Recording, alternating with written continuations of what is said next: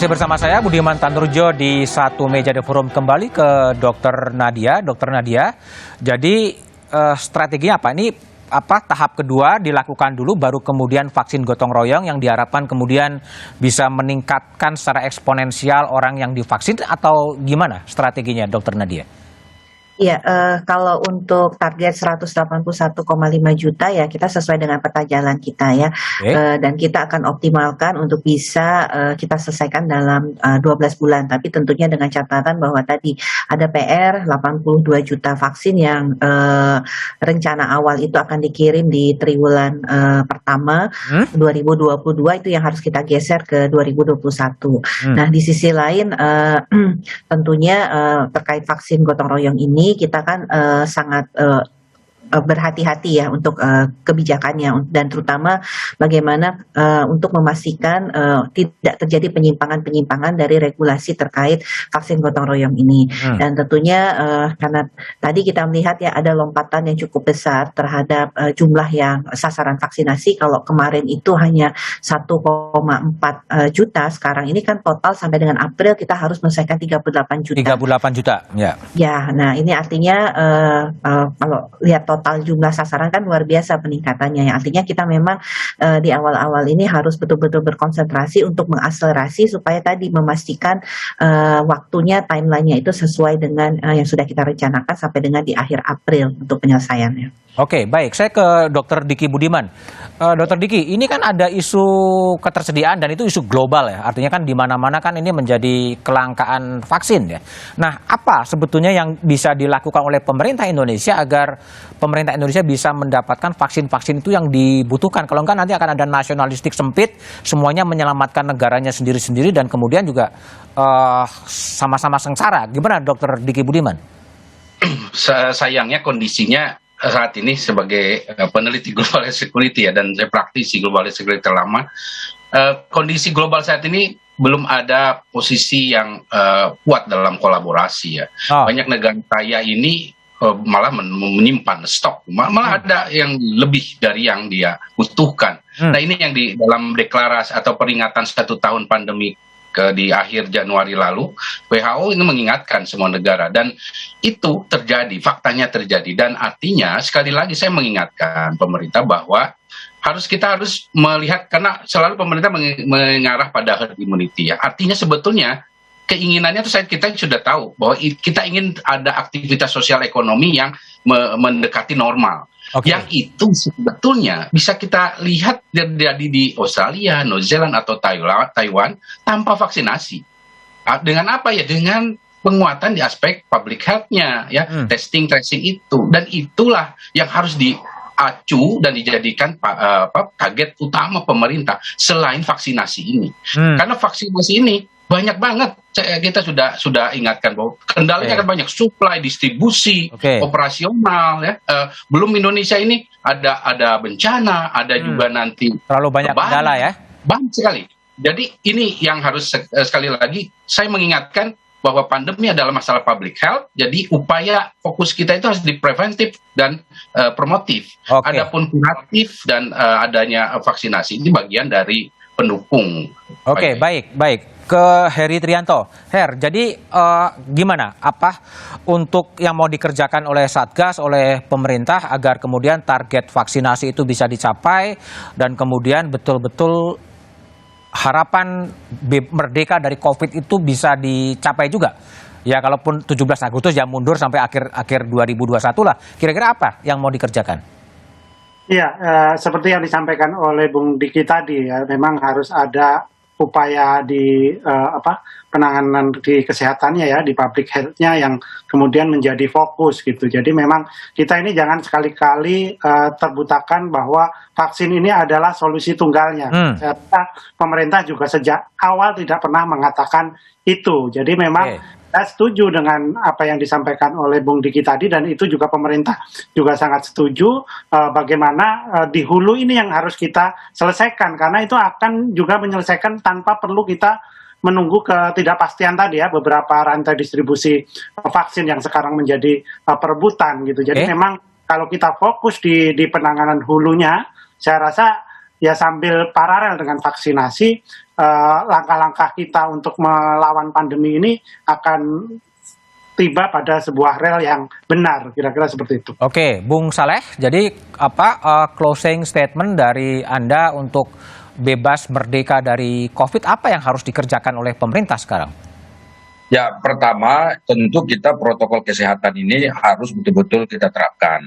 Kedua, testing tracing jangan dilupakan karena bagaimanapun juga testing tracing itu adalah kunci untuk memetakan di mana saja intervensi yang harus dilakukan.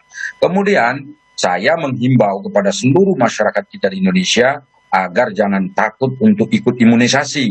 Ya. Bahwa imunisasi itu adalah aman, imunisasi itu insya Allah baik, imunisasi itu insya Allah tidak ada yang mengkhawatirkan. Dan kejadian ikutan pasca imunisasinya pun sampai sejauh ini tidak begitu banyak. Dan karena itu ya marilah sama-sama kita berpartisipasi untuk memutus mata rantai penyebaran virus COVID ini dengan menerapkan protokol kesehatan, kemudian yang kedua ikut imunisasi dan mengajak orang lain sebanyak-banyaknya untuk tetap ikut bersama-sama dengan kita dalam rangka mengambil partisipasi. Oke, baik, Dokter Brian. Jadi apa strategi baru yang mungkin dirancang oleh KSP untuk semuanya bisa mengarah dan menempatkan public health sebagai sesuatu yang utama? Ya, kalau terkait dengan upaya respon terhadap pandemi ini kan KSP sebetulnya bukan sebagai pihak yang melaksanakan ya. Ini ada di kementerian lembaga, kemudian ada di KCPPEN, dan ya maksudnya kelompok ini ya yang melaksanakan. Kami sesuai dengan tupoksi dari kantor staf presiden, tugas kita itu kan mengawal, kemudian melakukan debat making, melakukan komunikasi politik, melakukan verifikasi, kemudian memberikan masukan ya kepada pengambil kebijakan di level atas begitu. Sehingga ya dikembalikan ke sana strategi yang akan kita lakukan. Mungkin sifatnya tidak langsung kepada masyarakat begitu. Jadi lebih banyak melakukan verifikasi dan kunjungan ke lapangan untuk melihat data dan fakta yang terjadi. Tetapi pada kesempatan yang baik ini saya juga ingin menyampaikan bahwa sepakat dengan semua yang sudah disampaikan oleh para pembicara sebelumnya bahwa vaksinasi itu bukan satu-satunya jalan keluar dari pandemi ini. Dan Presiden juga mengatakan bahwa sebetulnya kita tidak bisa mengatakan bahwa orang itu akan aman situasinya jika tidak setiap orang itu aman. Artinya memang ini harus dikerjakan secara bersama-sama. Dan sekali lagi bahwa terkait dengan di dalam international community bahwa tugas Indonesia kita bukan saja mengamankan ketersediaan vaksin secara nasional dan kita sudah beruntung karena sejak awal pandemi kita sudah bernegosiasi untuk itu. Tetapi juga bagaimana kita berkontribusi bagi negara-negara yang lain. Kan negara kita ini menjadi co-chair ya untuk COVAX engagement group ya.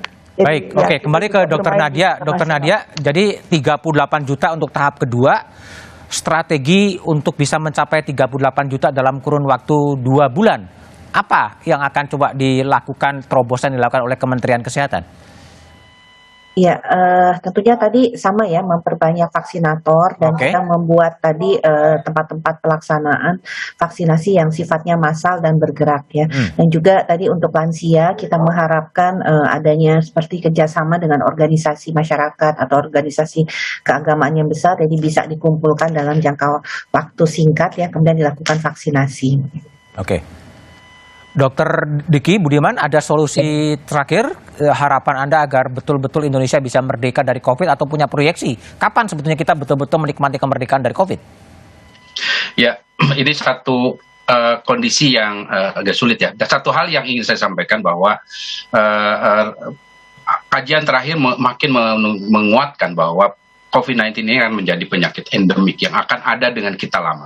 Tapi ya satu hal juga yang penting kita pastikan bahwa itu sebelum COVID ini menjadi satu penyakit endemik, tidak ada korban yang banyak. Dalam hal ini terutama korban jiwa yang harus kita cegah di Indonesia. Yang kekali lagi di aspek 3T5M ini yang harus kita perkuat. Dan satu hal yang pengalaman 1 tahun kita mengalami pandemi ini, ada 2 hal yang menjadi PR di Republik ini, yaitu komitmen dan konsistensi. 2 hal ini harus kita jaga, harus kita bangun untuk tidak hanya pemerintah tapi juga masyarakat. Komitmen apa? Komitmen untuk 3T5M-nya dan juga tentu mensukseskan program vaksinasi dan konsistensinya yang kita lihat. Jangan sampai penurunan performa di 3T yang beberapa minggu terakhir ini kita lihat ini ya harus kita perbaiki ya. Karena sekali lagi masalah masih ada. Fenomena gunung es dari COVID-19 ini masih ada. Dan masih cukup besar. Dan itu yang harus kita tuntaskan secara bersama-sama. Baik. Dr. Diki, Heri, Dr. Nadia, Bung Saleh, dan Dr. Brian, terima kasih telah bergabung di Satu Meja The Forum. Merdeka dari COVID-19 pada 17 Agustus 2021 adalah harapan. Meski target itu dinilai tidak realistis, bangsa ini memang harus berani menetapkan target. Target itu akan menuntun strategi bangsa memenangi peperangan melawan COVID. Selain peningkatan kapasitas testing dan pelacakan, percepatan vaksinasi secara eksponensial, kedisiplinan warga terhadap protokol kesehatan menjadi kunci. Tetaplah fokus pada prinsip keselamatan rakyat adalah hukum tertinggi. Demikian Satu Meja The Forum malam ini. Tetap patuhi protokol kesehatan dengan mencuci tangan, menjaga jarak, dan jangan lupa memakai masker. Selamat malam dan terima kasih.